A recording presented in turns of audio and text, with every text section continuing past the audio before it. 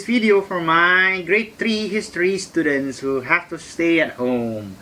Alright, last week we talked about the Code of Hammurabi, and today we're going back to Egypt. Yes.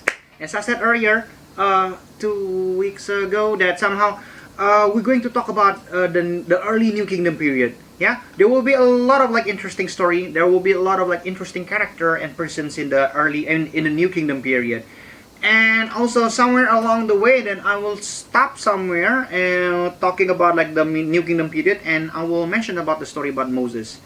Now, okay, so you remember last time we talked about the second Amenhotep, Thoth II? Yeah, he was known for he died in a violent way in a battle, and then his mummy was in a bad condition with this kind of gruesome, grisly kind of injuries in his head. Because of the process of the mummification is not in a it's not a perfect ideal condition. Now, after his death, his fight against the Hyksos was continued by his two sons, Ahmose and Ahmose.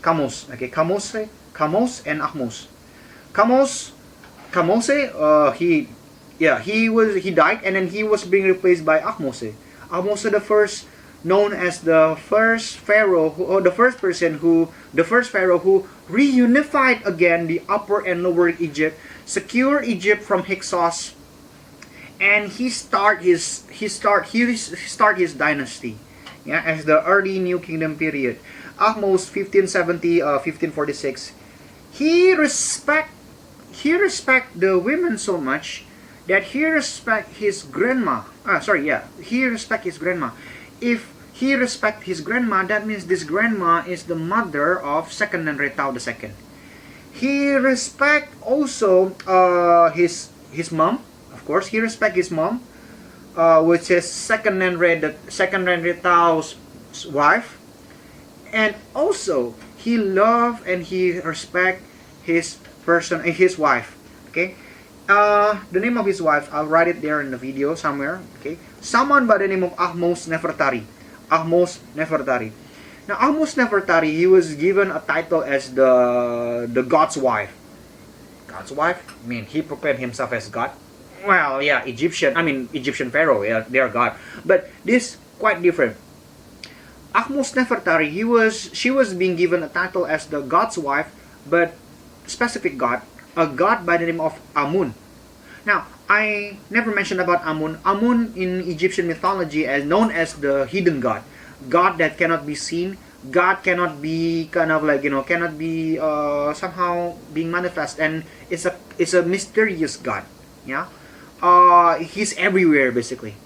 It's kind of interesting though, the idea about this kind of god of Amun. I mean, Amun as a unseen god. Somehow it happens after the Hyksos invasion. If you think about it, what kind of God that the what kind of God the Israelites, Joseph's families believe?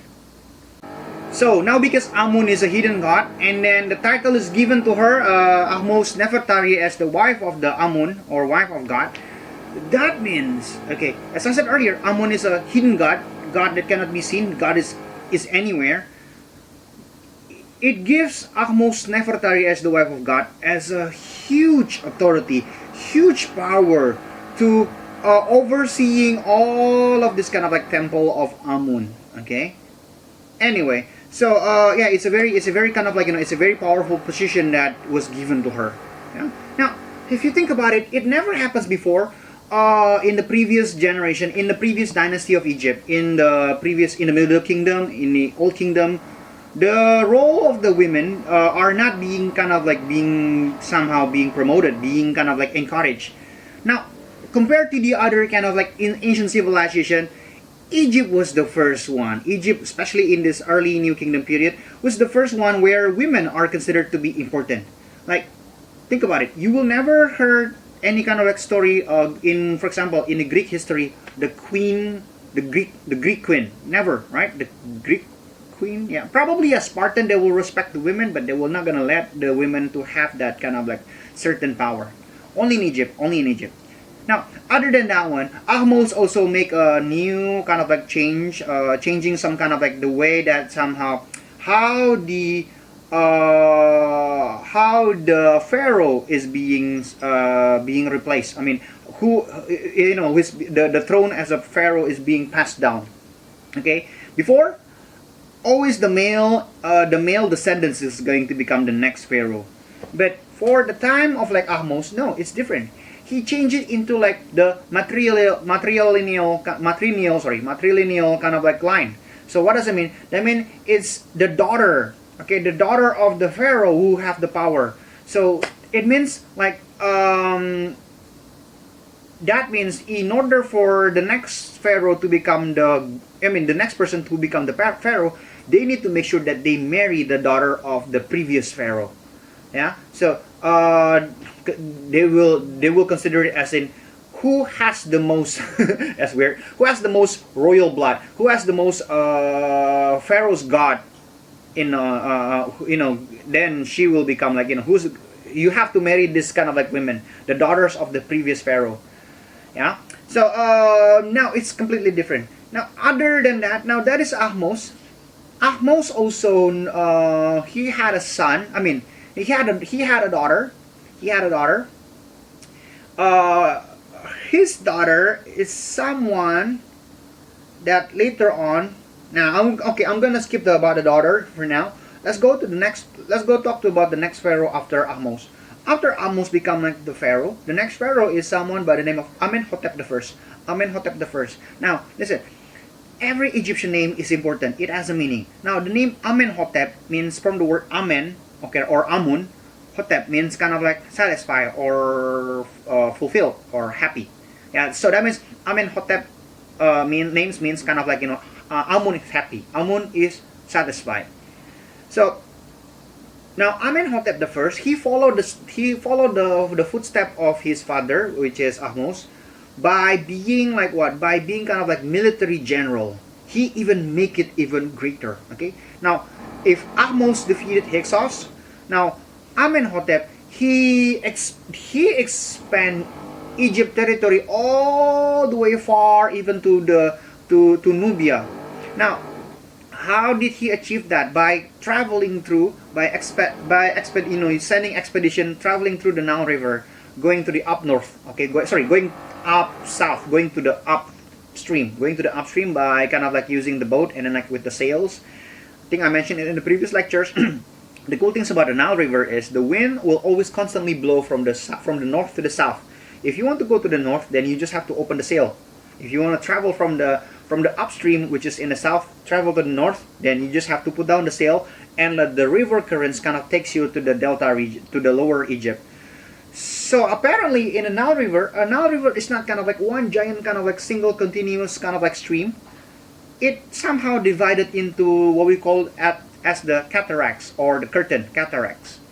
So cataract is a series of a waterfall that no boats can travel. Yeah. So if you travel from the south or you travel from the north and then you met a cataract, so you have to that's it. You stop there and you take the boat. You take the boat uphill or downhill, going around the waterfalls, and after that you continue your journey. So according to this kind of like story, Amenhotep, he was so aggressive. He expanded his territory all the way to the fourth cataract. So that is far, by the way. None of the previous pharaohs kind of like traveled this far in the military kind of expedition. Now Amenhotep, known as a very aggressive general, that not just that one, he also known as a very violent. He notoriously known for cutting off the hands of the prisoners, of the defeated prisoners. As he fought the Nubians, the warriors, the Nubian warriors who were being defeated, or the one who surrendered, their right hand will be cut off. Right hand is being cut off. That is just so brutal. And after that, he will ask his men to collect the right arm for a record. So in the past, then they will count the numbers of the defeated enemy. Yeah, based on the numbers of the head. I mean, the numbers of the hand. I feel bad for someone who have to kind of like collecting those kind of hands. So that's the way they kind of like count how many kills. The kill count by cutting the right hands. And he cuts a lot of hands. So that means he was very aggressive. And not to make things worse, many of the Nubians were end up as a slave, Egyptian slave. And that is Amenhotep. Now, next, okay? Next after Amenhotep is someone, and the next pharaoh after Amenhotep is someone by the name of Thutmoses the First. Thutmoses the First, which is 1524 to 1518. Now again, name is very important for Egyptian. Thutmoses means the birth. The birth of Thoth. Who is Thoth? Thoth is Egyptian god. Is an Egyptian god that with a bird head. Okay, I think ibis bird. It's a bird head. It's a god of wisdom and a god of knowledge. Sorry, god of writing and god of knowledge, because apparently, writings is associated with knowledge. Excuse me. So now Thutmoses the First, he even more aggressive than Amenhotep the First.